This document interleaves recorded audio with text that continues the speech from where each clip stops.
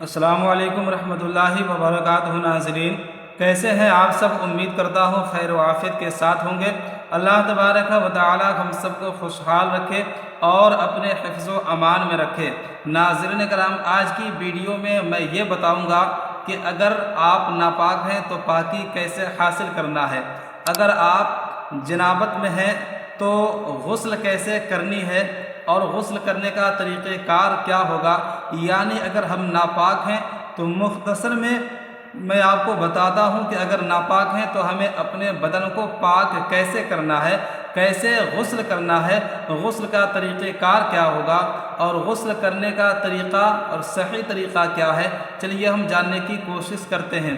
ناظرین کرام، آج اس دور میں 99% لوگ اس غلطی کو کرتے ہیں اور اس بات پر غور و فکر نہیں کرتے کہ اگر ہم ناپاک ہیں تو پاکی کیسے حاصل کرنی ہے، اگر ہم ناپاک ہیں تو اپنے بدن کو پاک کیسے کرنا ہے۔ ناظرین کرام، یقین جانیں اور اس بات کا خاص خیال رکھیں کہ اگر آپ صحیح طریقے سے غسل نہیں کریں گے تو یقین جانیں اگر غسل صحیح نہیں ہوگا تو آپ کا بدن کبھی بھی پاک نہیں ہو سکتا ہے، اور اگر پاک نہیں ہے تو آپ نماز بھی نہیں پڑھ سکتے، اور اگر اس حالت میں نماز آپ نے پڑھ لی تو آپ کی نماز بھی قبول ہونے والی نہیں ہے، آپ کی نماز بھی درست نہیں ہوگی۔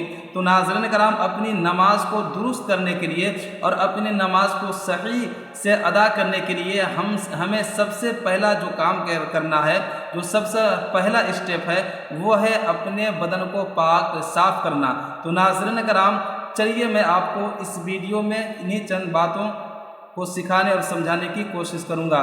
تو ناظرین کرام، ویڈیو میں انت تک اور آخر تک بنے رہیے گا۔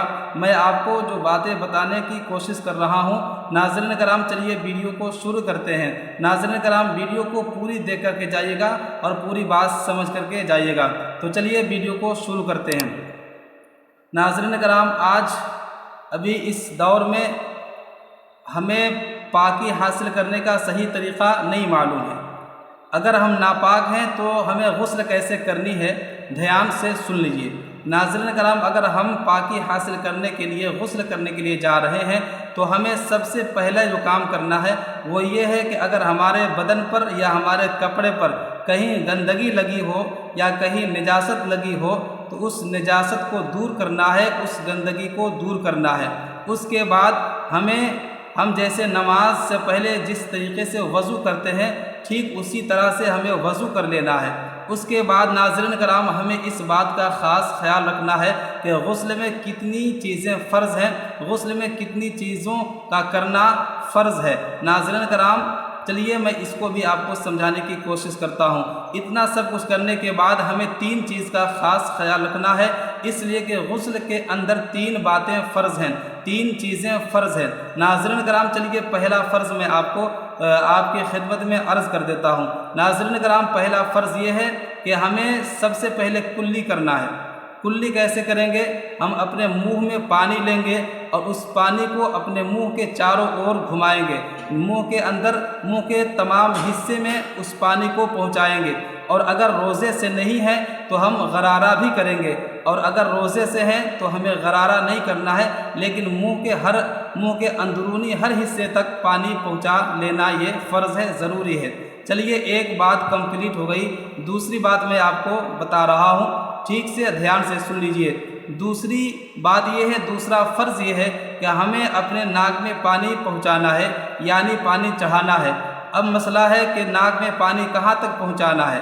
تو ناظرین کرام، ناک کے اوپر جو نرم ہڈی ہوتی ہے جس سے ہم باسا بولتے ہیں، وہاں تک پانی پہنچانا فرض اور ضروری ہے۔ اگر ہم روزے سے ہیں تو یہاں تک پانی پہنچانے کی ضرورت نہیں ہے، اور اگر روزے سے نہیں ہے تو یہاں تک پانی پہنچانا لازم اور ضروری ہے۔ اگر یہاں تک پانی پہنچتا نہیں ہے تو پھر ہم اپنے بدن کو پاک نہیں کر سکتے ہیں۔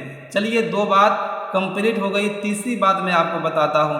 تیسرا فرض غسل کے اندر یہ ہے کہ سر سے لے کر پاؤں کے ناخن تک پورے بدن کے ہر حصے پر پانی کا بہہ جانا ضروری ہے۔ اگر ہمارے بدن پر سر سے لے کر پاؤں کے ناخن تک بدن کے کسی حصے پر اگر پانی نہیں پہنچتا ہے یعنی پانی پہنچتا بھی ہے تو بہتا نہیں ہے، تب بھی ہم پاک نہیں ہو سکتے ہیں، چاہے ہم جتنے پانی سے بھی نہا لیں۔ تو ناظرین کرام، بدن کا پورے حصے پر پانی بہہ جانا اور بہا دینا یہ لازم اور ضروری ہے۔ ناظرین کرام، اس طریقے سے ہم نہائیں گے تو انشاءاللہ تعالی ہمارا غسل کمپلیٹ اور مکمل ہوگا اور ہم اپنے بدن کو پاک اور صاف کرنے میں کامیاب ہو سکتے ہیں۔ ناظرین کرام، اگر اس طریقہ کار سے آپ غسل کرتے ہیں تو یقین جانیں آپ اپنے بدن کو پاک کر لیے، اور پاک کرنے کے بعد آپ اب نماز کے لیے ریڈی ہیں اور آپ کا غسل بھی صحیح طریقے سے ہو چکا ہے۔ تو ناظرین کرام، چلیے امید کرتا ہوں میں آپ کو اچھے طریقے سے اچھے طریقے سے آپ کو سمجھا چکا ہوں۔ اگر آپ کو بات سمجھ میں آ چکی ہے تو آپ کو ویڈیو کیسی لگی کمنٹ باکس میں ضرور بتائیے گا، اچھی لگی ہوگی تو ویڈیو کو ایک لائک ضرور کیجیے گا۔ چلیے خدا حافظ۔